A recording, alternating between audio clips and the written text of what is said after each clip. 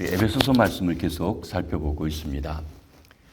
에베소서 1장 15절로 23절에서는 바울 사도가 에베소 교인들을 위해서 기도하는 중보기도의 내용이 담겨져 있습니다. 그 가운데 세 가지 중요한 기도 제목이 있는데, 하나님을 알게 하소서, 마음의 눈을 밝혀서 영적인 사실을 알게 하시옵소서, 그리고 하나님의 크신 능력을 깨달아 알게 해달라고 세 가지를 기도하고 있습니다. 세 가지가 다 알게 해달라고 하는 그런 말씀이 되어집니다. 어제 우리는 하나님을 알게 해달라고 하는 제목으로 살펴보았습니다. 우리 인간의 최고의 일이 하나님을 아는 것이라고 했습니다. 그 하나님을 알기 위해서는 지혜와 계시의 영 성령께서 역사해 주셔야 한다고 말씀드렸습니다.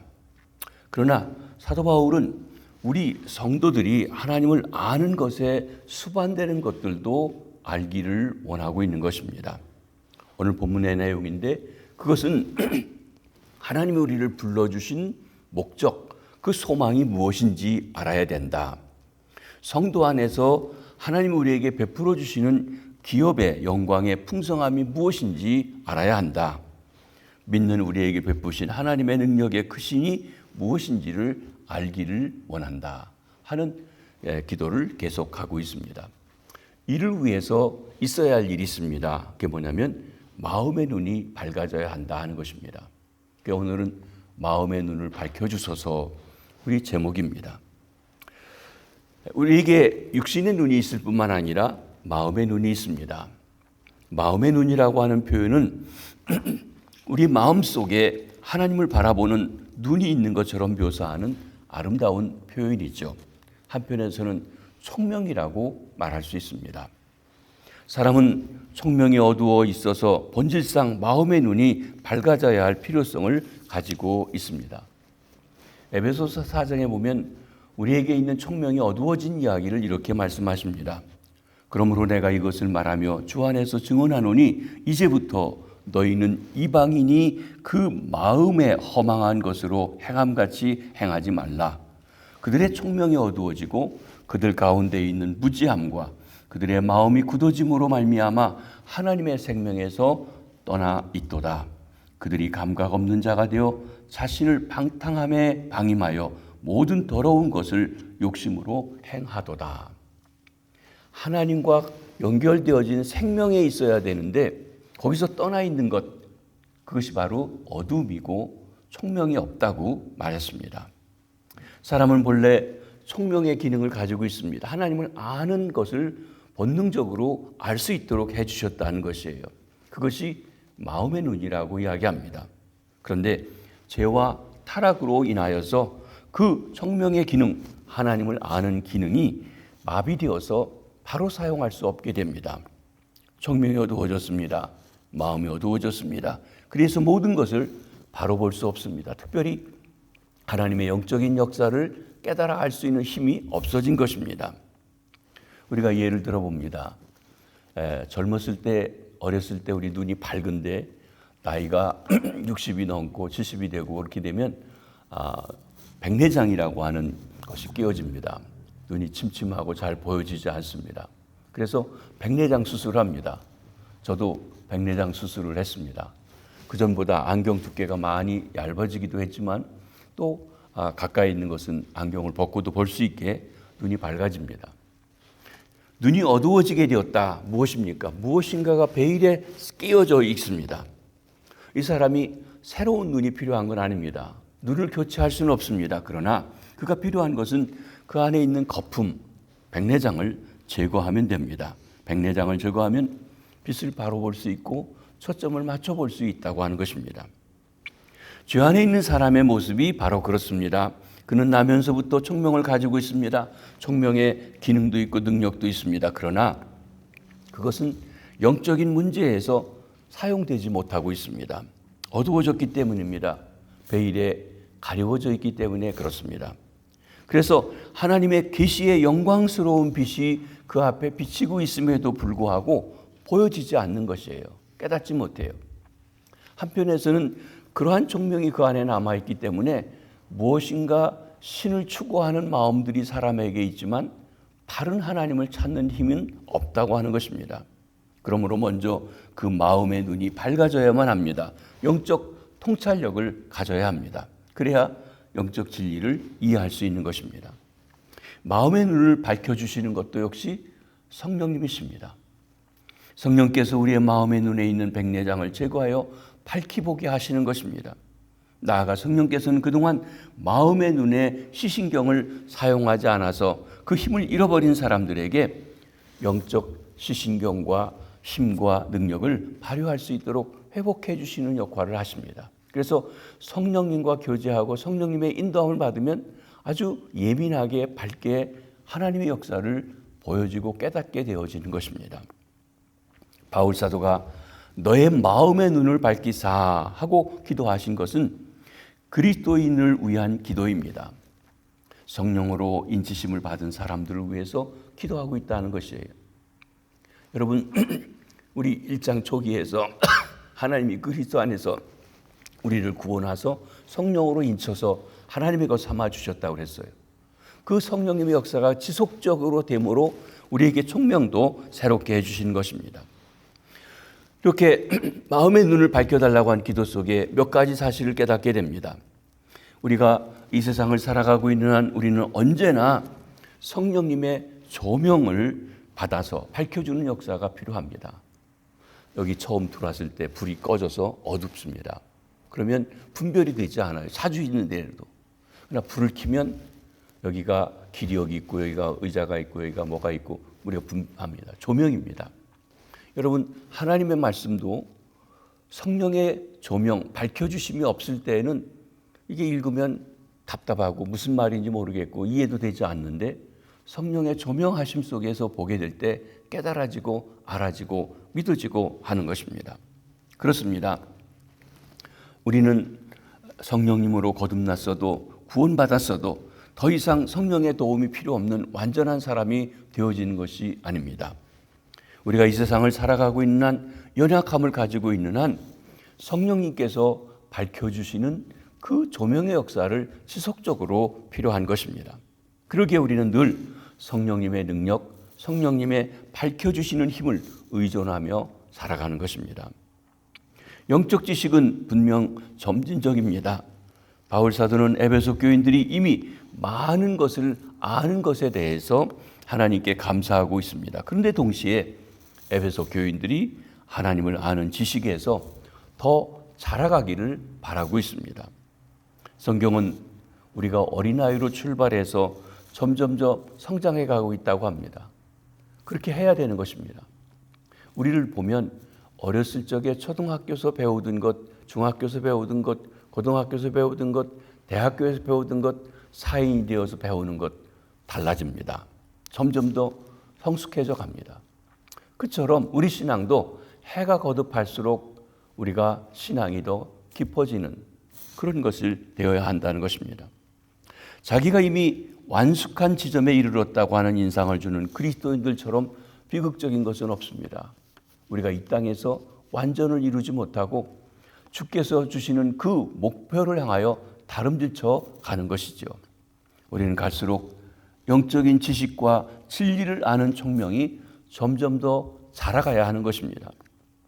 우리는 끊임없이 우리 마음의 눈이 열려지기를 기도해야 합니다. 우리가 주 예수 그리스도의 하나님 영광의 아버지께 우리의 마음의 눈을 밝혀주옵소서, 마음의 눈을 밝혀주옵소서 기도합니다. 우리는 우리가 은혜와 주를 아는 지식에서 자라가는 것이 우리의 삶을 영위하는 데 있어서 끊임없는 소원이 되고 날마다 성숙해져 가야 할 것입니다. 두 번째로 성도들이 분명히 알아야 할 것이 있습니다. 바울 사도가 에베소 교인들이 마음의 눈이 밝아져 알기를 원한다고 한 것이 무엇입니까? 구체적으로 거기 말하고 있습니다. 18절 상반절에 너의 마음의 눈이 밝히사 그의 부르심의 소망이 무엇이며, 하나님께서 우리를 불러서 구원해 주시고 하나님 자녀 삼아 주셨는데 왜 불러주셨냐는 거예요. 부름의 소망이 무엇이냐는 것입니다. 그것을 알게 해달라는 기도인 것입니다. 하나님의 부르심이 우리 그리스도인으로서의 삶의 첫걸음입니다.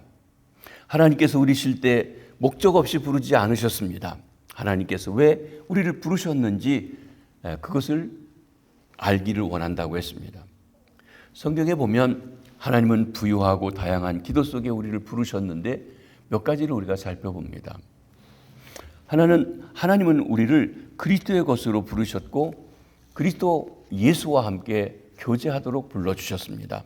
고린도전서 1장 9절입니다. 너희를 불러 그의 아들 예수 그리스도 우리 주와 더불어 교제하게 하시는 하나님은 미쁘시도다. 그렇죠. 주님과 교제하라는 것입니다. 구원받아 다 됐다. 아기 낳아놓고 너는 알아서 내가 낳아줬으니 네 맘대로 살아라가 아니라 그때부터 가족과 함께 교제하듯이 주님과 함께 교제하는 것입니다. 두 번째로 하나님은 우리를 성도라고 불러주시고 거룩하게 하려고 불러주셨습니다. 베드로전서 1장 15절 16절에 오직 너희를 부르신 거룩한 이처럼 너희도 모든 행실에 거룩한 자가 되라. 기록되었으되 내가 거룩하니 너희도 거룩할지니라 하셨느니라. 셋째로 하나님은 우리를 자유하게 하도록 불러주셨습니다. 갈라디아 5장입니다. 형제들아 너희가 자유를 위하여 부르심을 입었으니 그러나 그 자유로 육체의 기회를 삼지 말고 오직 사랑으로 서로 종노릇하라. 죄의 종에서 자유하는데 내 마음대로 살아가는 것이 아니라 오히려 섬기려 살아가는 새로운 형태의 종, 내 의지로 하나님을 섬기는 그런 삶을 사랑의 종을 되라고 했습니다. 그를 위해서 부르셨다. 또 네 번째로 하나님은 우리를 평강을 위해 불러주셨다고 그랬습니다. 골로새 3장 15절입니다. 그리스도의 평강이 너의 마음을 주장하게 하라. 너희는 평강을 위하여 한 몸으로 부르심을 받았나니 너희는 또한 감사하는 자가 되라. 하나님이 평강을 주시려고 부르셨다. 다섯 번째로는 베드로전서 2장 20절에 보면 하나님은 우리를 의로운 고난을 당하도록 그리스도를 따르도록 불러주셨습니다.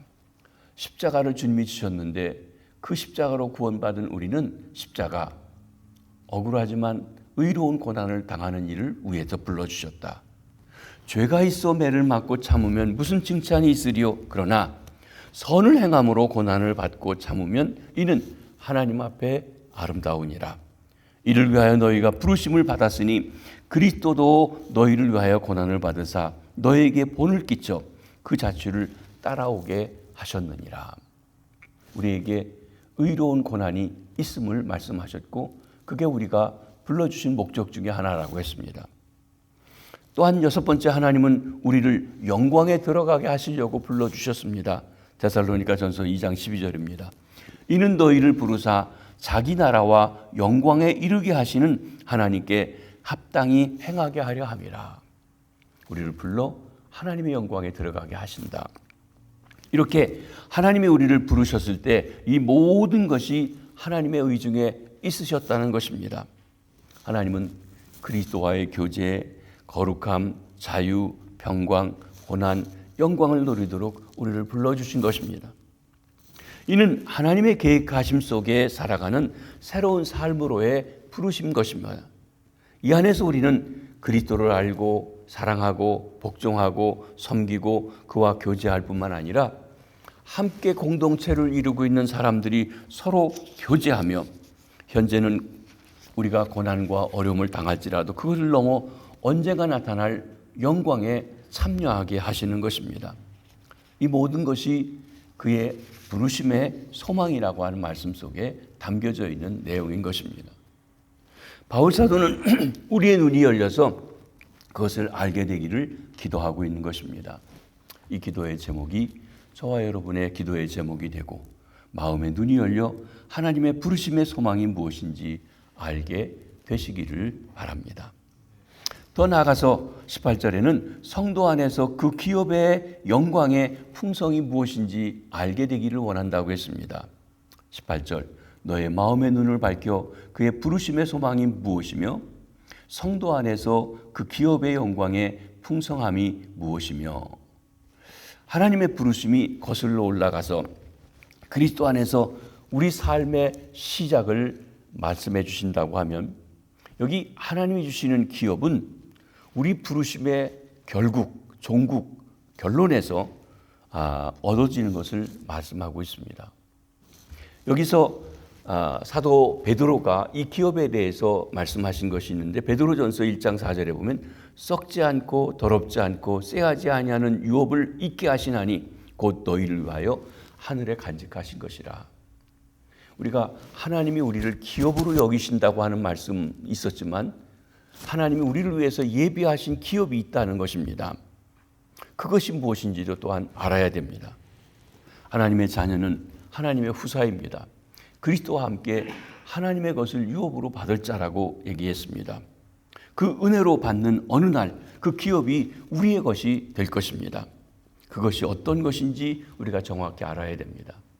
여러분, 어떤 사람이 부잣집의 양자가 됐다면 그 아버지가 얼마나 부자인지, 얼마나 큰 힘이 있는지, 어떤 사람인지를 알아야 될 것이라는 것이에요. 그걸 알면 이 땅에서 그 아들로 살아갈 때, 그 자녀로 살아갈 때 힘들고 어려운 일이 있어도 감당할 수 있는 힘이 있을 수 있는 것입니다. 우리는 그것이 어떤 것인지 정확하게 다 알 수가 없습니다. 하나님이 성경에서 보여주시는 어느 부분만 알 수 있을 뿐입니다. 그러게 우리가 너무 독단적으로 생각하고 과장해 생각할 필요는 없습니다. 바울 사도는 마음의 눈을 밝히사 알게 하여 주시옵소서 하고 기도하고 있는 것입니다. 그런데 성경 안에서 중요한 몇 가지, 우리가 이 세상에서 얻을 수 없지만 하늘나라에서 기업으로 얻을 그 중요한 몇 가지를 말씀하고 있습니다. 하나는 우리가 하나님과 그리스도를 직접 대면해 보며 그 얼굴을 보며 경배할 것이라고 하십니다. 계시록 22장 3절 4절입니다. 다시 저주가 없으며 하나님과 그 어린 양의 보좌가 그 가운데 있으리니 그의 종들이 그를 섬기며 그의 얼굴을 볼 터이요 그 이름도 그의 이마에 있으리라. 우리가 하나님 보고 싶어요. 아무리 얘기해도 못 보는데 그때는 눈과 눈으로 보면서 그분을 경배하게 된다. 두 번째로는 그리스도가 나타나시게 되면 우리가 그와 같이 될 것이다. 부활하신 주님의 몸처럼 된다고 했습니다. 요한일서 3장 2절입니다. 사랑하는 자들아, 우리가 지금은 하나님의 자녀라. 장래에 어떻게 될지는 아직 나타나지 아니하였으나 그가 나타나시면 우리가 그와 같이 같을 줄 아는 것은 그의 참모습 그대로 볼 것이기 때문이다. 비슷한 말씀이 빌립보 3장 20절 21절에 있습니다. 그러나 우리 시민권은 하늘에 있는지라 거기로부터 구원하는 자 곧 주 예수 그리스도를 기다리노니 그는 만물을 자기에게 복종하게 하실 수 있는 자의 역사로 우리의 낮은 몸을 자기의 영광의 몸의 형체와 같이 변하게 하시리라. 여러분, 마지막 우리가 갖는 가장 중요한 것은 구원의 완성이죠. 영혼만 구원하는 것이 아니라 몸도 질병도 아픔도 죽음도 없는 부활하신 주님의 몸처럼 영광의 몸으로 바뀌어지는 그 일입니다. 나아가서 세 번째로 우리가 서로 완전히 교제를 누리는 것입니다. 이는 하나님의 기업, 우리에게 허락하신 기업은 나만을 위한 것이 아니라 주를 믿는 온 세상의 모든 성도들이 함께 누리는 것입니다. 그것을 계시록에 이렇게 말씀하십니다. 일 후에 내가 보니 각 나라와 족속과 방언과 아무도 능히 셀 수 없는 큰 무리가 나와 흰옷을 입고 손에 종려가지를 들고 보좌 앞과 어린 양 앞에 서서 큰 소리로 외쳐 이르되 구원하심이 보좌에 앉으신 우리 하나님과 어린 양에게 있도다. 아마 그때 우리가 지난 7월 8월 초에 뿌리고 온 태국의 복음의 씨가 열매를 맺어 구원하는 자가 있을 때 그 자리에 와서 그때 시온 교회 사람들이 와서 전해준 얘기, I will make you fishermen 하며 가르쳐준 노래가 처음엔 무슨 뜻인지 몰랐는데 이게 내게 생명이 되어서 구원받았습니다 하고 찬양하는 자리에 함께 있을 수도 있습니다. 그렇습니다. 바울 사도는 우리가 하나님의 기업에 대해 생각하며 심지어 그것을 기쁨과 감사함으로 기대해야 된다고 말씀해 주십니다. 그것이 앞으로의 것이지만 우리가 이 땅을 살아가는 힘이 되고 바로 살아갈 수 있는 능력이 되어지는 것입니다. 오히려 바울 사도는 우리가 그것을 알게 되기를, 그 영광의 풍성함을 알게 되기를 기도하고 있습니다. 이 기도가 또한 우리의 기도가 되기를 원합니다. 그리고 마음의 눈이 열려 성도 안에서 그 기업의 영광의 풍성함이 무엇인지 알게 되기를 바랍니다. 세 번째로는 능력의 지극히 크심을 알게 해달라고 했습니다. 19절입니다. 그의 힘의 위력으로 역사하심을 따라 믿는 우리에게 베푸신 능력의 지극히 크심이 어떠한 것을 너희로 알게 하시기를 원하노라. 한마디로 말하면 우리 하나님 아버지의 능력 얼마나 큰지 알게 해달라는 거예요. 어린아이가 아빠의 힘을 잘 모르죠. 어떤 때는 전능한 줄 알고 이것저것 다 구하는데 사실 다 해주지 못하고 알지 못할 때도 있습니다. 그러나 크게 생각하죠. 그런데 우리 하나님은 정말 전능하신 분이라는 것입니다. 얼만큼 힘이 있는지 알라고 했습니다. 먼저 여기 바울 사도는 네 가지 힘에 관계된 그런 단어를 사용해서 하나님의 능력을 표시합니다. 힘, 위력, 역사하심, 능력. 이 말에 의미가 있지만 이것을 사용하고 있는 것은 그 힘을 구별하려고 하는 것이 아니라 하나님의 능력이 다양한 형태로 역사되어서 일하고 있음을 말씀해 주는 것입니다. 이 크고 위대하신 하나님의 능력이 앞에 언급한 하나님의 부르심, 성도 안에서 그 기업의 풍성함을 잇는 다리 역할을 하고 있는데 그것을 우리에게 주실 수 있고 또 부르신 그 힘이 되는 것을 말씀해 주십니다. 그리스도 안에서 역사하신 하나님의 능력을 통해 우리 안에 역사하신 하나님의 능력을 깨달아 알게 됩니다. 바울 사도는 그리스도인을 향하신 하나님의 광대한 능력이 얼마나 큰 것을 에베소 교인들이 알게 되기를 원했습니다. 아마 그렇게 기도한 것 중에 한 가지는 우리 학자들이 연구할 때 보면 에베소에 가면 그 아데미 여신 신전이 있습니다. 세계 7대 불가사의라고 하는 거대한 것입니다. 터키에서는 볼 수가 없고 제가 영국 대형박물관에 가서 거기에 있는 부분을 보았는데 그 일부가 남아있는 것을 이렇게 해서 연장해가지고 그 모습을 해놓은 걸 보면 정말 거대한 신전입니다. 그 속에서 그 아데미 여신이 아니라 진정 우리 하나님이 얼마나 크고 위대하신지에 대한 것을 깨달아 알고 위축되지 말고 탐대함으로 살라고 말씀하시는 그런 내용이기도 한 것입니다. 그렇습니다. 우리가 위축당할 때 하나님의 크고 위대하심을 깨달아 알 필요가 있습니다. 내가 믿고 의지하는 나의 하나님, 우리 하나님 아버지가 얼마나 크신 분이신지 그 힘의 능력의 지극히 크심을 알게 하소서 하는 기도가 저와 여러분의 기도 제목이 되길 바랍니다. 그리고 마음의 눈이 열려 하나님의 능력의 지극히 크심을 알게 되기를 원합니다. 하나님의 부르심이 시작을 돌아보는 과거의 일이라면 하나님 부르셔서 우리가 한 그 시작점입니다. 하나님의 기업의 풍성함이 우리가 도달할 종점이라면 미래라고 한다고 하면 하나님의 능력의 크심은 과거와 현재를 이어서 이끌어 가시는 하나님의 모든 것 그리고 연결해 주는 다리가 된다고 할 것입니다. 우리의 마음의 눈이 밝아져 성도로서 마땅히 알아야 될 것을 알고 바르게 신앙생활하며 하나님을 영화롭게 하는 주의 백성들 다 되시기를 주님의 이름으로 축복합니다. 기도하겠습니다.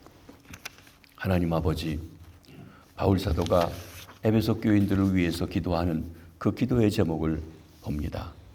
하나님, 우리의 눈도 마음의 눈도 밝아지게 해 주시옵소서. 그래서 하나님이 우리를 왜 불러주셨는지 깨달아 알게 해 주시고 또한 우리를 위해서 예비하신 하나님의 기업이 얼마나 크고 풍성하며 영화로운지 알게 해 주시고 하나님이 크신 능력으로 그 모든 것을 이루실 분임을 알아갈 수 있도록 축복해 주시옵소서. 그래서 우리가 거룩하게 살게 하시고 하나님의 영광으로 살아가는 주의 백성 되게 해주시고 힘들고 어려운 일이 있어도 주눅들지 않고 살아갈 수 있도록 도와주시옵소서. 시온교회가 시온의 영광을 온 땅에 널리 퍼쳐나가는 아름다운 교회 되게 도와주시옵소서. 하나님, 말씀 안에 하나하나 굳건히 서서 하나님의 영광을 이 땅에 드러내고 하나님의 통치받는 백성들의 평강과 아버지 하나님의 은혜와 보호하심이 어떤지를 드러낼 수 있는 귀한 교회 되게 도와주시옵소서.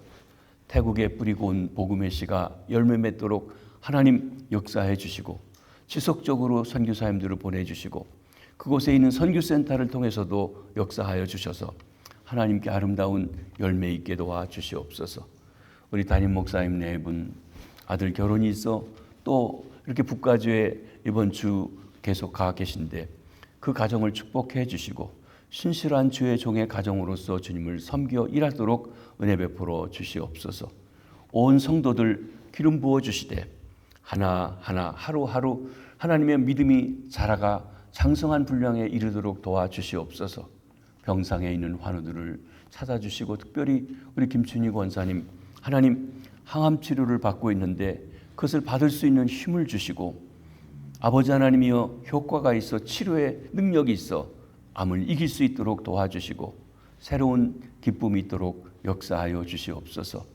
새로운 학기를 시작하여 학교에 가는 우리의 자녀들에게 지혜를 주시고 하나님 깨달아 알게 해주시고 선생님의 좋은 학생이 되고 친구들의 좋은 친구가 될 수 있는 귀한 주의 자녀들 다 되게 해 주시옵소서. 일터로 가는 우리 성도님들의 사업장에 일터에 하나님께서 함께 하셔서 요셉이 가는 곳에 그 집을 축복해 주셨듯이 복의 통로로서 저들이 있는 곳 어디서 일하든지 그곳이 복받게 하여 주시옵소서. 오늘 하루도 승리케 해주실 줄 믿사옵고 예수님 이름으로 기도하옵나이다. 아멘. 자유로 기도하시다가 돌아가십니다.